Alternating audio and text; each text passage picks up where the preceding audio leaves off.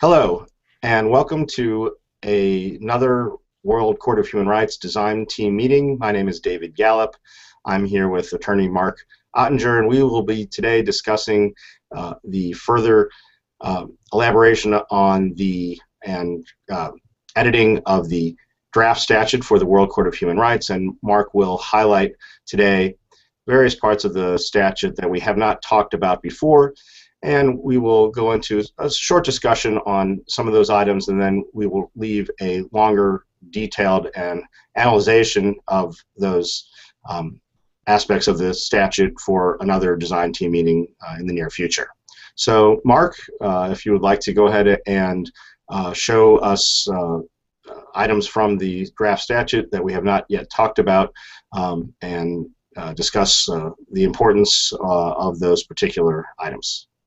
Sure, I'd be happy to do that. Thanks for having me on. You're welcome. Let me start by just recapping for the audience the fact that what we were about here is, since December of 2013, over the last half year or so, we've been conducting a series of these Google Hangouts for the purpose of designing a statute for a World Court of Human Rights. We were put up to this task essentially by the World Chief Justices who met in their 14th annual meeting in Lucknow, India. They're very supportive of this idea, and the concept is that I will be going back there in December of 2014, basically 6 months hence, to report to them where we stand, to get their input, to answer any questions that they might have, and to hopefully get their endorsement of the concept and then their support of the idea of moving forward into the actualization stage. So with that in mind, we've had a series of these collaborations. We've worked behind the scenes as well with a bunch of academics, with a bunch of judges, a bunch of specialists in the field of public international law and human rights. And we have drafted a statute which at this point has been through 2 thorough iterations. We started with essentially the International Court of Justice as a model. Now, the International Court of Justice, which is a United Nations body, is focused on resolving disputes between and among nation states regarding conventions, treaties of which the parties are members.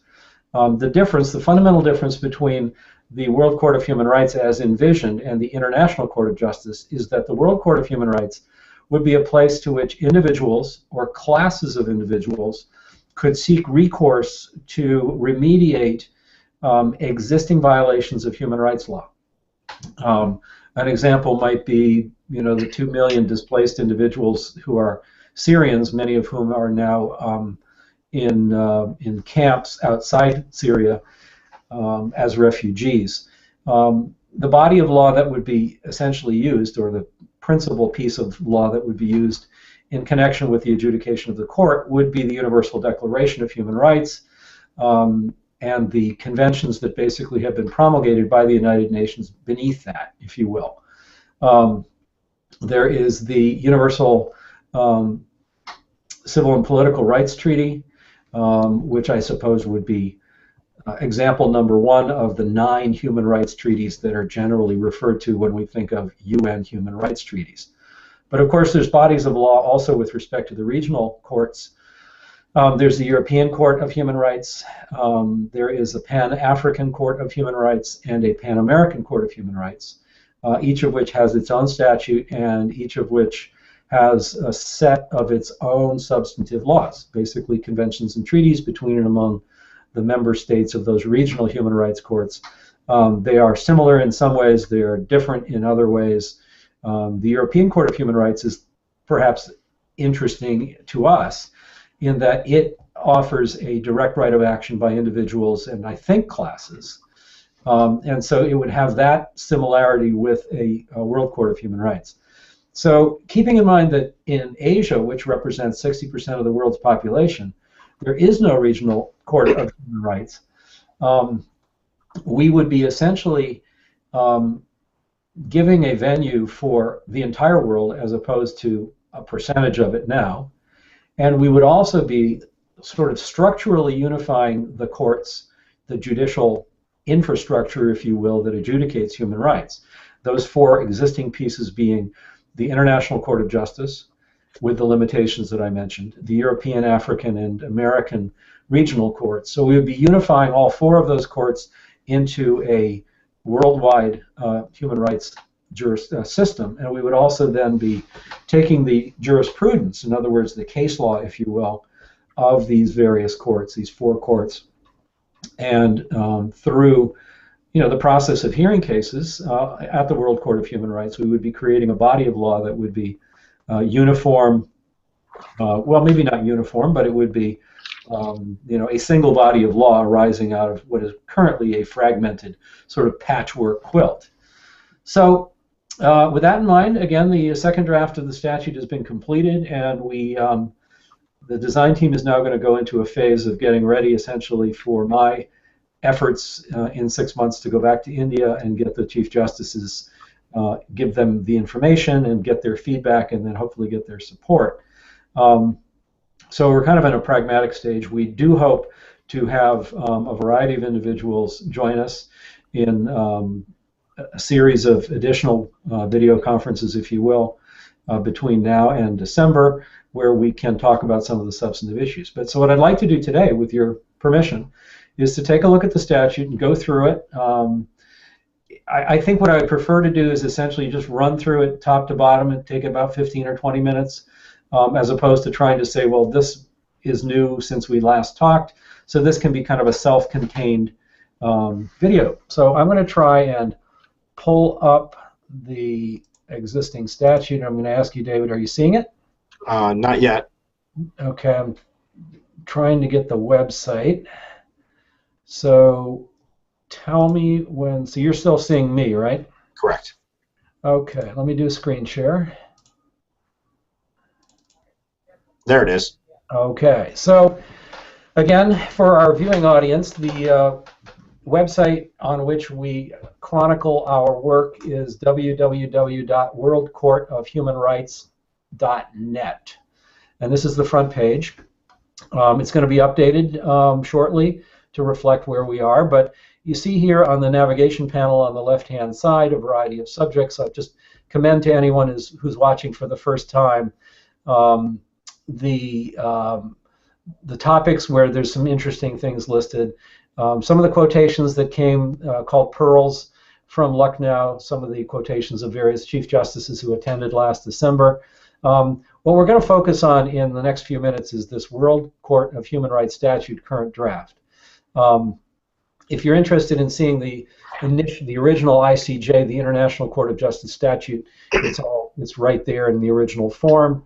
If you're interested in the statute of the International Criminal Court, which is the other sort of supranational global level court, probably another quantum different, even from what we're doing from the ICJ, but it's there if you're interested in it. So a whole bunch of stuff under human rights law. Just let's reel there for a moment. Some of these conventions we talked about, the Universal Declaration of Human Rights, the similar documents with respect to the African human rights system, the American, the European, and then we get into a lot of other substantive law, including the texts of the UN core human rights treaties, the rights of women, the rights of children, indigenous peoples, and then it gets into a little bit more broad stuff. The United Nations Human Rights Research Center, it's the Doug Hammarskjöld library, essentially has a tremendous number of interesting databases and resources for anyone who wants to research supranational human rights law. You can have videos of these archive meetings, and assuming that you're not watching live, you'll be able to, you are obviously watching in the archive of meetings, of which this is our next. If you want to make comments, these come directly to me, and I respond to all of them, and some historical resources, some video from the last conference in India, and so on. But let's go to take a look at the current statute, and we'll get through that as quickly as possible. I just want to interrupt real quick. Regarding human rights law, we are continuously adding to that list of items for public education and information. And for example, I think the next thing we might want to add is the Arab Charter on Human Rights, which I think is not on that list yet, but that's something that we can add very soon. Absolutely. And one of the things that our audience can do is through the comment page, the second to last bullet on the left-hand navigation side. Feel free if members of the audience have ideas about additional links that we could post, whether on the human rights law page or anywhere else, let us know, because this is a work in progress, and it's really the collective input of many, many, many different people from around the world through this process. And so we appreciate any input you might have.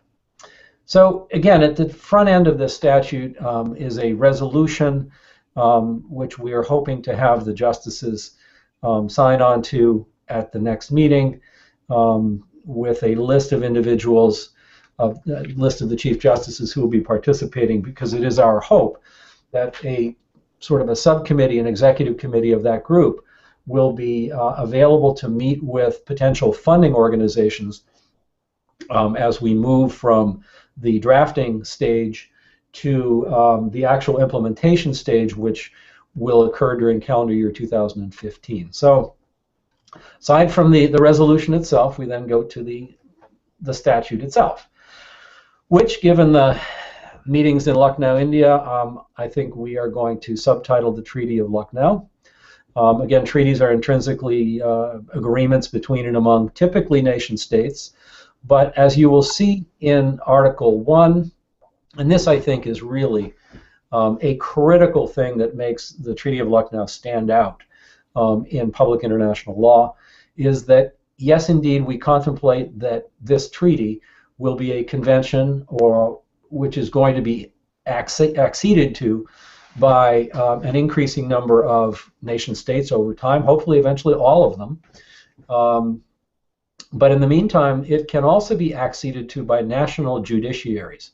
So if the judiciary of a particular nation thinks that it's a good idea to adopt the Statute of the World Court of Human Rights and basically have cases from that nation state be able to be heard at the World Court of Human Rights, the national judiciary will be able to do so, and if at a subsequent date the executive branch of that country decides to join, obviously the country's accession will essentially trump and supersede that of the judiciary alone.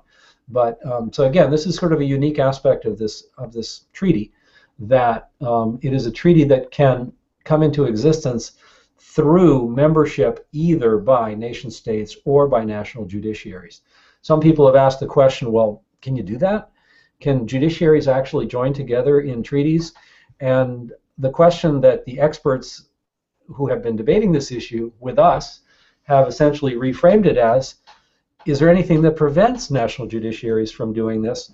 And I can tell you that at the last meeting of the the World Chief Justices, about 60 or 70 countries were represented, and there were no dissenters in terms of these judiciaries about the need for this. So we feel that if in the first instance we have judiciaries and some nation states, that eventually an increasing number of those judiciaries will convince their nation states to join, and as is true of any treaty-based piece of public international law, the strength of the impact of the treaty, and therefore of a World Court of Human Rights, will grow proportionally to the percentage of the world's countries that have become members. So that's basically section number 1. The next few sections have more to do with administration. For those of you who have been following our meetings in the past, you know that this is an earlier part that has already been debated somewhat on air. So we obviously need representatives from the countries to form what is essentially in the nature of the members, sort of a legislative body to make decisions about the running of the court, the seating of the court, where it's going to be located, the structure of the staffing, and so on and so forth. And then, of course, you have a 7-member executive committee to do sort of the month-to-month, week-to-week kind of management, oversight, policy setting vis-a-vis the staff. Article 3 indicates that we have decided to follow the 15 justice model of the International Court of Justice. And here's an interesting sort of way in which this is borrowed from the ICJ but different from it. The ICJ does its naming of judges through the General Assembly. We obviously we've chosen a somewhat different route, and that is regional groupings, which will then have their own nominating systems that they are free within limits set by the treaty to create. And as you can see in Article 4A, you see that the geographic distribution of the justices, which is a blend of population factors and so on, would be from Asia, from Africa, from the United States, Canada, and Europe, and from Latin America, the Caribbean, and Oceania. So there would be a geographic or regional sort of breakdown, and each of those regions would then have the authority and the responsibility to set up a nominating system, and that's how the justices would be selected. The terms of the justices we have fixed at this point at 9 years, with a staggered entry, 3, 6, and 9, so that after the initial appointment, you never have more than 1/3 of the body turning over. Justices would be able to be reappointed. This is also consistent with how the International Court of Justice does it. The next few sections basically get into some of the mechanics of, the court basically would have to resolve certain disputes. There is a provision, questions have been raised during our discussions about how do you assure that the quality of the justices is high? How do you assure that they are not subjected to influence or corrupt? What do you do if they are? And that there is a sort of an A-B alternative approach for the potential dismissal of a justice, which is kind of unthinkable, but it's there as a safety valve, as a stopgap, either on a 3/4 vote of the entire council or on a unanimous vote of the remaining 14 justices on the court itself. The court, of course, has to have staff. Again, the staff basically operates under rules and regulations that would be promulgated by the council, which again is constituted by members of the member states or member judiciaries who have signed on to the treaty. And these individuals, the council, by the way, would not be composed of justices. The justices would be independent, which I think is clearly the preferable jurisprudential approach. One of the issues that has not been resolved, here it is in Article 9, is where the court would be located.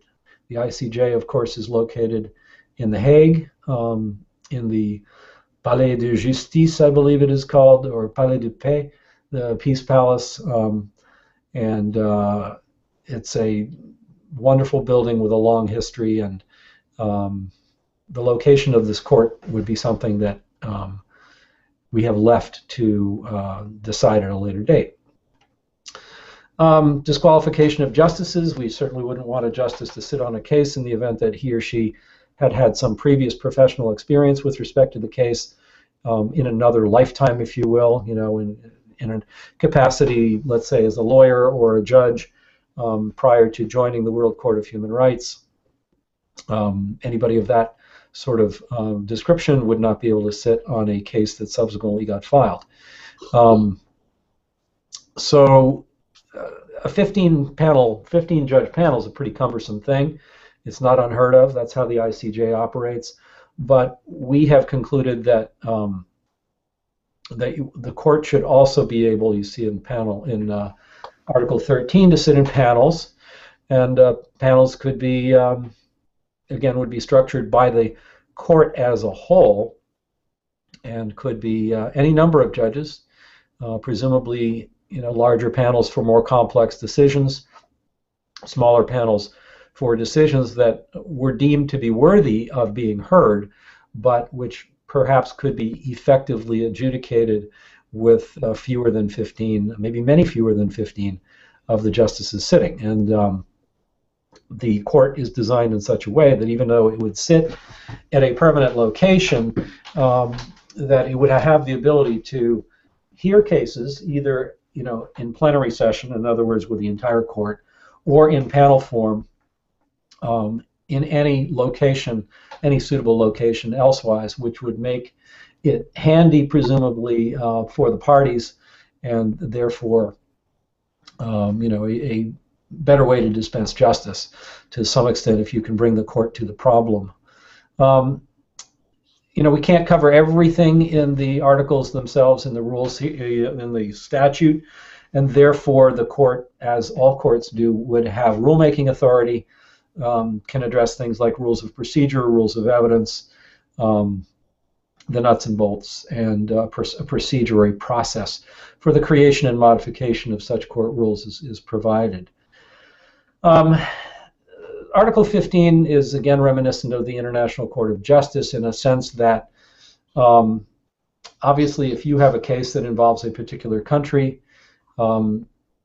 there might be a good reason either to have a justice from that country or from the country of a party on the panel or not on the panel, but regardless of which way that comes out, you certainly want to be fair and balanced. So you'll see here that under circumstances in which you have a justice from from the country of one of the parties, that the other party can essentially opt in for an additional justice from his or her country, or a country of his choice or her choice, so that there is a balance and fairness around things. Starting with 16, we get into some more sort of pedestrian kinds of things: compensation, staff. Article 17 is an interesting issue because one of the questions is, so how do we fund this court, and how do the various members shoulder that burden?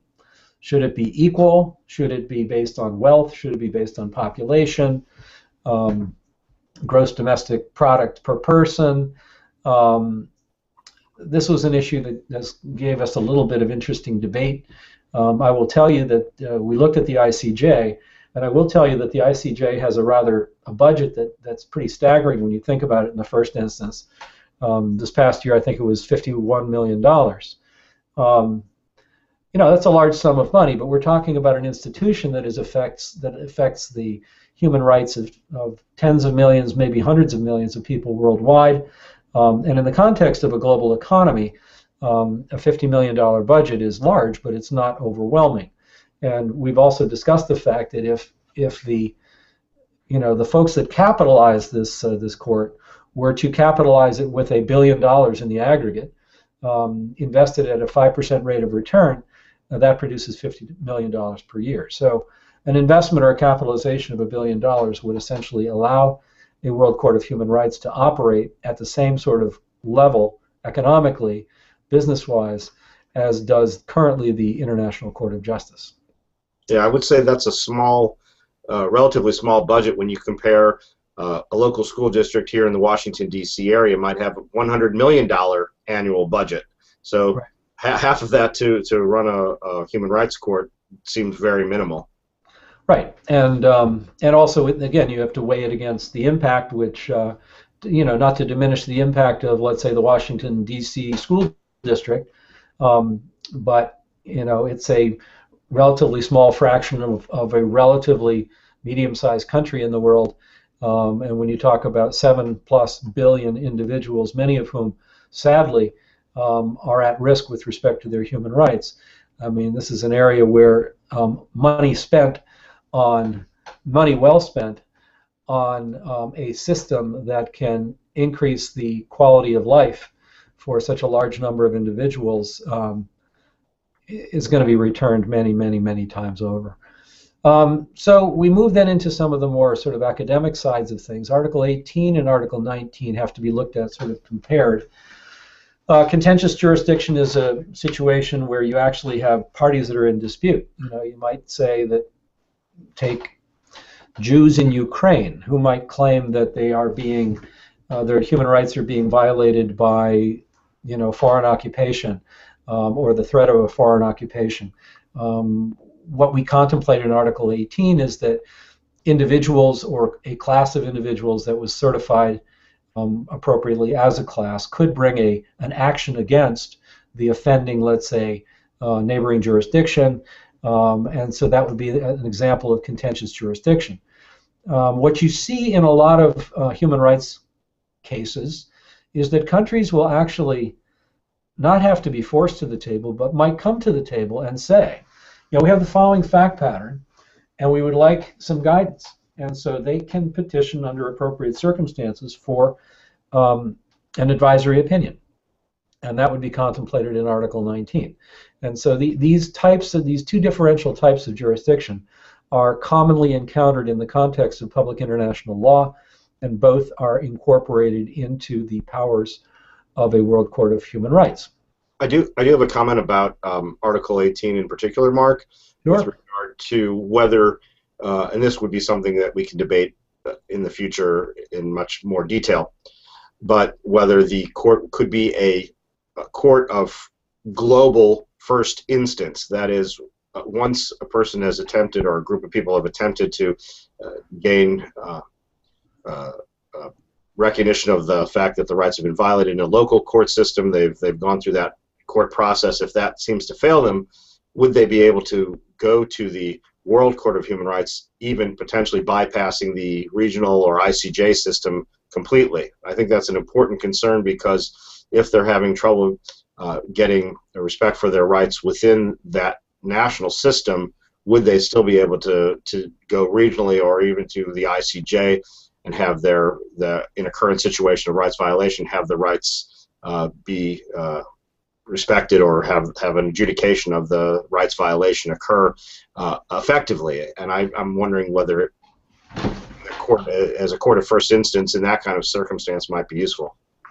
Well, and I think it certainly could be, and I think what you're alluding to is what I would call the exhaustion of remedies requirement, which comes a few paragraphs on. But simply stated, I mean, as a typical matter, there is the jurisprudence around any kind of court system is you want to have local courts adjudicate local issues to the extent that they are capable of doing so and willing to do so.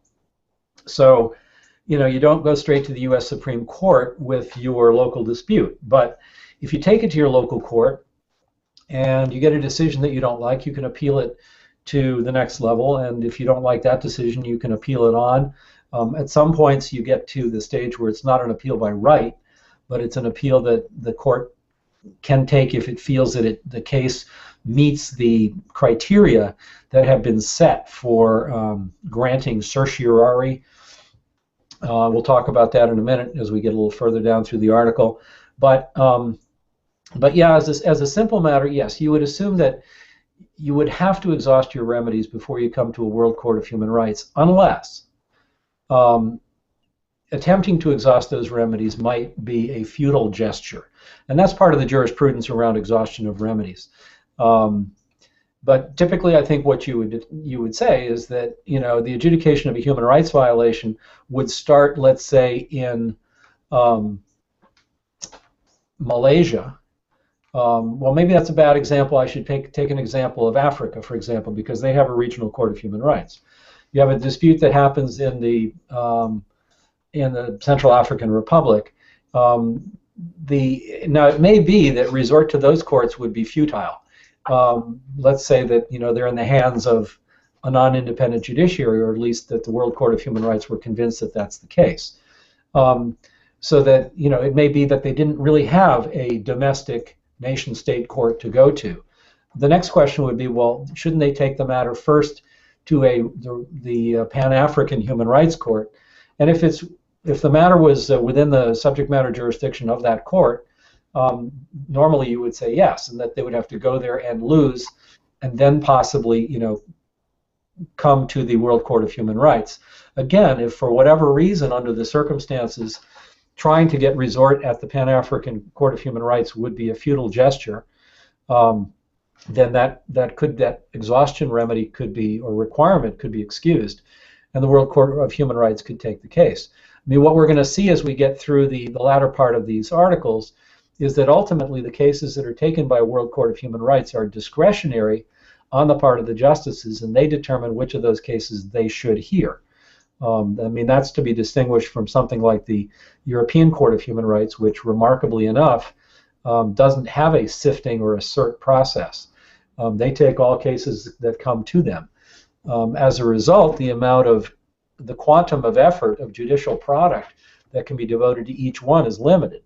I think what we envision here for a World Court of Human Rights is a court that in fact hears fewer cases, but much more sort of wider cases, if you will, cases of bigger impact. And as we'll see as we finish going through the articles, class actions are not only authorized, but they're contemplated. So instead of having, adjudicating the human rights violation of a particular individual in, let's say, the Central African Republic, you might have a petition that would be brought by the Ombudsman, we'll talk about that too, and that would be accepted by the court under its discretionary authority, that would be adjudicated, and that the adjudication of a single case essentially would have the impact of applying to all the similarly situated individuals, whether they be 1,000, 100,000, a million, refugees, stateless people, whatever. So absolutely, exhaustion of remedies, a key factor. Substantive law to be applied. I think it's Article 38 of the International Court of Justice that's often cited that talks about the various conventions, declarations, treaties that are applied. Obviously, this is a court of human rights, so it would be limited in some respects, jurisdictionally speaking. And so this Article 20 here in this statute is analogous to Article 38 of the International Court of Justice. And as you can see, the human rights conventions, of which the Universal Declaration of Human Rights, declarations are marked here, would be one. But then again, as I mentioned, each of the regional courts has its own body of substantive human rights law. There are many, many conventions around the world that would be applied, including an increasing sort of body of case law, general principles, juridical decisions, teaching and writing, and so on and so forth. So that may be a good moment to mention that we look at the World Court of Human Rights as its focus would be, like you said, specifically human rights, and not deal with any kind of criminal matter, even an international criminal matter, since that's really the purview of the International Criminal Court. Right, and I would also say that there's another issue here in terms of limiting the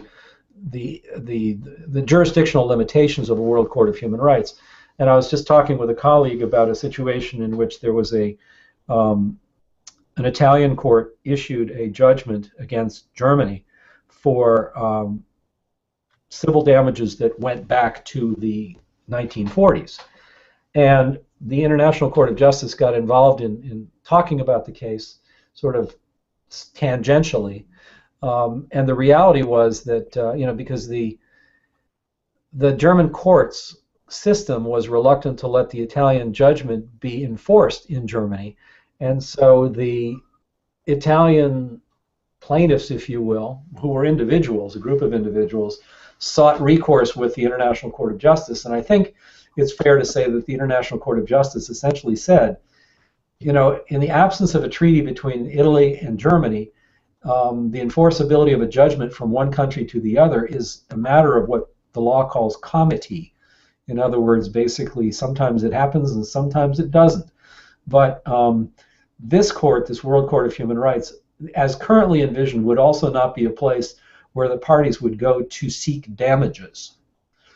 It is where they would go to seek relief in the sense of stopping behaviors, conduct that is currently in effect that is violating their human rights.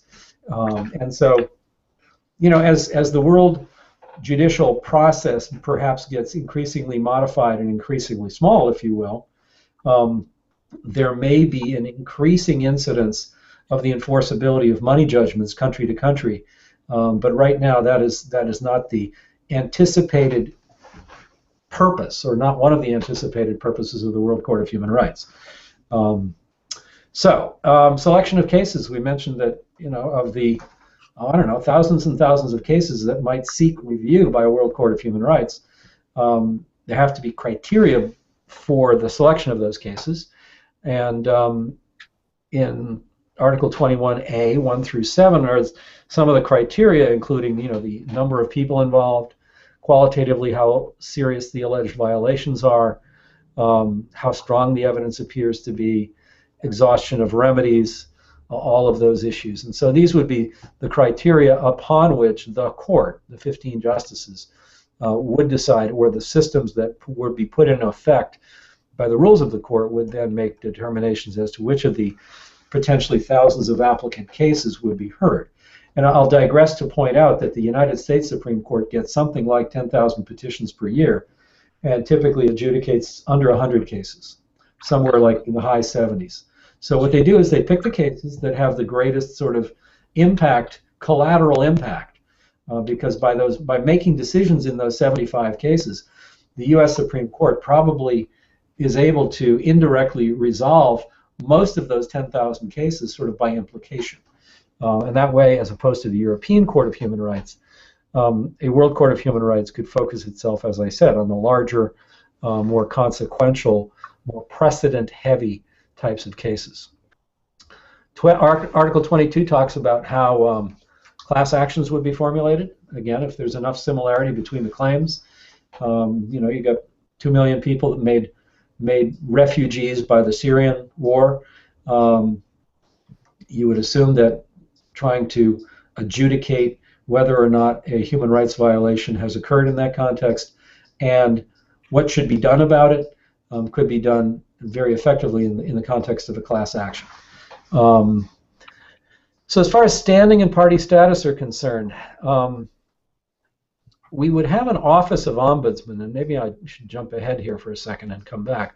Article 28 is an Office of the Ombudsman. As you can imagine, I mean, your average Syrian refugee isn't going to have, it's not going to be very easy for that person to try and adjudicate or to bring, protect their rights by going to a World Court of Human Rights. So who's going to do it for them? Well, the idea of an Office of the Ombudsman who would be able to help potential parties, possibly even represent potential parties, if those parties are appropriate, qualified, deserving, and not otherwise able to get representation. It's a court tool that we would use essentially to improve the access that the public would have to the services of a World Court of Human Rights. That gets us back to the idea of standing and party status. There are organizations out there, take Human Rights Watch for one, Amnesty International for another, whose nonprofits who essentially would undoubtedly seek permission to represent groups of individuals whom they felt were having their human rights violated, and it would be up to the court to determine which organizations would be allowed, would be given standing, in other words, the ability to represent a group of individuals in the court, and so that is sometimes referred to under the subject of public interest litigation. The World Service Authority has actually done that on several occasions, petitioning the European Court and the Inter-American Court on behalf of individuals who were suffering from human rights violations within those regions. Yeah, and you can see that. I mean, what we've done here is in Article 23, we've listed 3 factors, which, let's say, we might look at if the World Service Authority were to petition the World Court of Human Rights to represent a group of individuals. 1 being, is there a credible allegation of a violation? 2, does the petitioner have a genuine and substantial interest in the deprivation? I mean, let's say it's a case where it's a human rights organization that specializes in children's rights, and the allegation has to do with trafficking in children. That would seem to satisfy section number 2. And then, aside from the proposed advocacy by the organization, is there another reasonable and effective means of the affected party being able to alleviate the situation? So again, this is borrowing from fairly standard existing principles of public interest law, and we think that's an appropriate tool to add to the portfolio here in the court. The exhaustion of remedies that we talked about is right here. Again, you either should be doing your exhaustion of remedies at the local and regional level before you come to the World Court of Human Rights, but if it appears that there is no purpose in you trying to do that, then the World Court of Human Rights, the justices could excuse the exhaustion of remedies or say that it has been deemed to be fulfilled, and that the case is worthy, and therefore they would take the case in their discretion. So third-party practice, I mean, there's a principle in jurisprudence that you don't want to have multiple litigations. What you'd like to do is get everything resolved all at once. So if, let's say, there was a contentious jurisdiction petition filed by a group of individuals against a particular country, and there was, let's say, a neighboring country that was believed to be complicitous in the alleged violation, under Article 25, that neighboring country could be joined as a indispensable party, so that all of the evidence could be taken, and so that there wouldn't be one adjudication today and then a different adjudication 2 years down the road, possibly with inconsistent determinations. So this is a third-party practice, is essentially a rule of judicial efficiency. Expert testimony would be permitted. Standards of review would essentially, I mean, appellate courts, which I think the World Court would be under most circumstances. I don't think they'd be a court of first instance, usually. But appellate courts generally operate on a record. In other words, they don't really take a whole lot of fresh evidence, but as long as the evidence were to have been found in a court below, with the parties having had a full and fair opportunity to exercise their due process through direct and cross-examination and so on, oftentimes appellate courts will simply limit their review to the record, and will generally defer, give what's called due deference to the findings of fact below. So that's what Article 27 applies itself to. The Office of the Ombudsman, we've talked about, basically another independent, freestanding organization within the World Court that would provide services to parties or potential parties, maybe even representation under appropriate circumstances, if the parties are not sufficiently situated to be able to represent their own rights, and the court or the ombudsman independently were to determine that the party is deserving. And there would also have to presumably be no public interest group, like, let's say, the World Service Authority, Amnesty International, that was willing to take up the cause or was deemed to be qualified to take up the cause.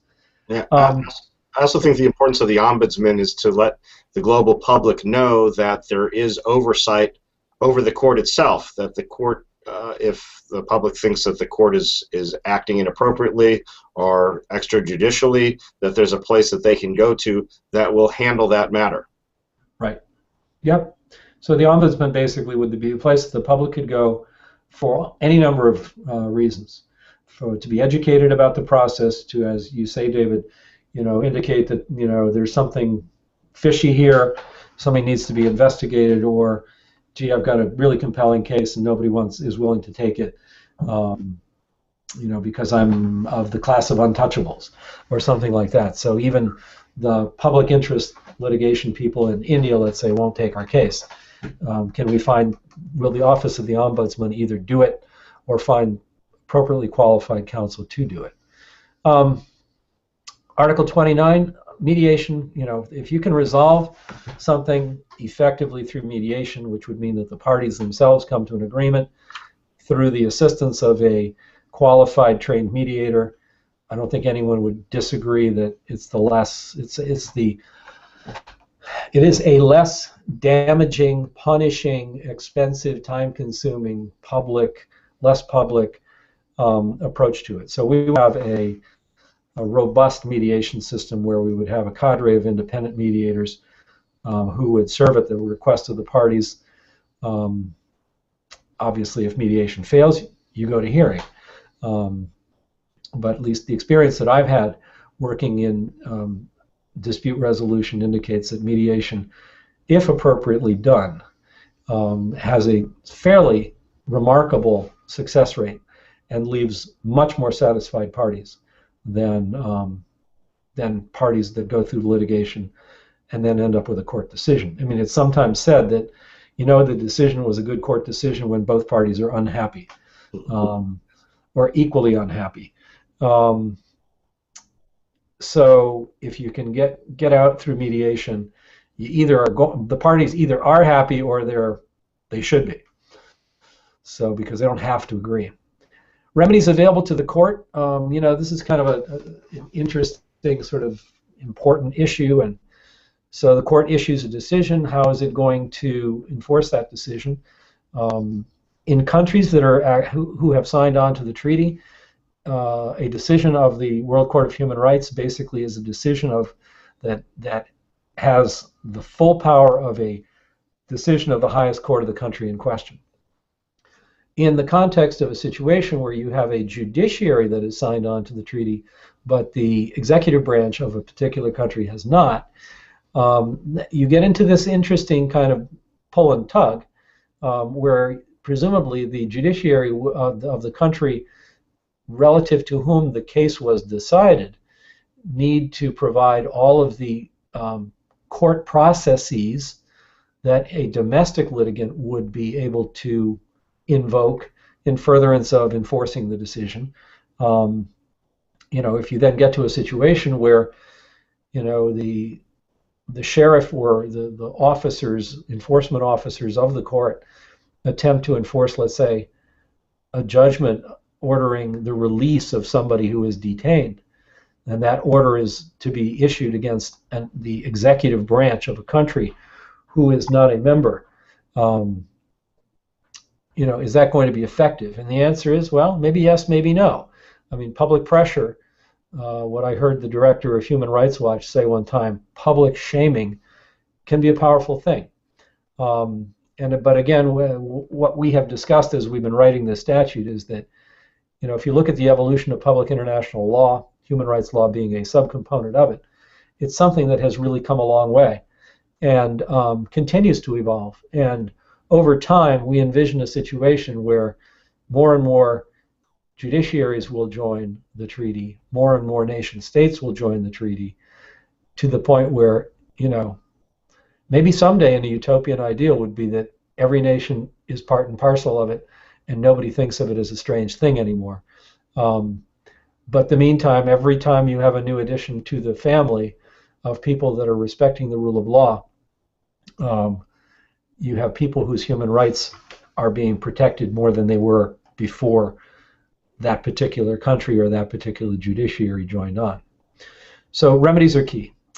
Implementation of the court's decisions are basically related to what we just talked about. Article 32 contemplates that there would be rules, sort of just a nice long laundry list of the types of rules that would need to be promulgated in order to go into the weeds, if you will, be into the detailed operational stuff that is, you know, beyond the scope of these articles themselves. Any good statute has to have a provision that says how it's going to be amended, including the Article 33 in terms of how court orders could be amended based on newly discovered evidence, but you have to have what you call statutes of repose at some point. You know, you can't go re-amending and re-amending court orders forever. That's sort of, there is value in finality. And every good statute has to have a provision that essentially indicates how you amend the statute itself. You want that to be possible. You don't want it to happen easily, because you want the organization to have a sense of continuity and permanence subject to its ability to evolve over time. So that's probably a longer summary than you were looking for, but I'm going to see if I can, there we go, on my back? Yes. So, David, I throw it back to you. I don't know if there's anything else you'd like to talk about, or whether... Well, Mark, I thank you for that detailed explanation of the various parts of the statute and the importance of each article in the statute. I think the public needs to be aware of why this court is relevant, why it's important. I was at an event, which you're aware of, talking about the relevance of the of the International Criminal Court, where Fatima Bensouda, the chief prosecutor, was in attendance, and Justice Goldstone of the former war crimes tribunals of Yugoslavia and Rwanda. And one of the things they brought up is, what would the world look like without an international criminal court? And I think that was an important point. And I would have to say, what does the world look like without a fully functioning World Court of Human Rights? We look around the world, and you brought up various issues in this conversation, whether it was about people in Syria or Central African Republic and elsewhere, or even the 60% of the world population in Asia that doesn't have, you could say, human rights representation or human rights adjudication processes in place, and that's problematic for the world. And I think your point, Mark, of having, although the court will be somewhat costly, obviously, to put into place and have function, just think about how much resources, human and natural resources, let alone the financing, that will be saved by having this court in place. I think it's important for the public to be aware of that. And I guess the only other question I have for you, Mark, to talk about today would be to just guide us over the next minute or two where you see us headed with the statute, what we'll do with the statute next, and leading up to this coming December, where you'll return to Lucknow, India, for the 15th anniversary conference of the Chief Justices of the world. Well, I think what we would really like to do next, first of all, is going to require the willingness of the participation of some of the stakeholders of the human rights sphere, if you will. We invite anybody who wants to, let's say, test a particular area of interest against this draft statute to join us. And we don't even have to, list a particular list of times and places. If, individuals who, let's say, concern themselves with human rights relating to women, or human rights relating to children, or human rights relating to indigenous peoples, the list goes on and on. If they would like us to have a conversation, I mean, it's sort of like any kind of scientific inquiry. So we have a hypothesis here. We have, based on the work of a bunch of really, really dedicated, diverse, talented individuals, we've created a statute which we think is really strong. There's no doubt that with the input of more people, it would be stronger. There may be things we have forgotten. There may be things we've gotten not quite right. But again, we have a lot of experience stemming from a lot of different sources. We've used the International Court of Justice and the International Criminal Court and the regional human rights courts and the national judiciaries of many, many countries, their input, to create something that we are pretty confident is really good. So we invite anybody who would like to have a conversation of this sort, on air or not. Hopefully on air, because we'd like to be able to post it for other people to share. We invite them to join us, to be in contact, drop me a line. We'll set something up, because I think that it is, as I said, it's a scientific method. Once you have a hypothesis, you basically test your hypothesis with a bunch of hypotheticals or real-life situations. And that's really the way to find out where the weaknesses are, where the strengths are, and how we can better serve the goals that we're trying to accomplish. So aside from thinking some of the technical aspects of me getting back to India and speaking with the hosts over there about teeing up the conversation at one of these plenary sessions, which the meeting of the Chief Justices goes on for 4 or 5 days and typically ends in a resolution. We would like the resolution regarding the World Court of Human Rights to be the centerpiece resolution at the end of that meeting. And so we'll be working with those folks at that time.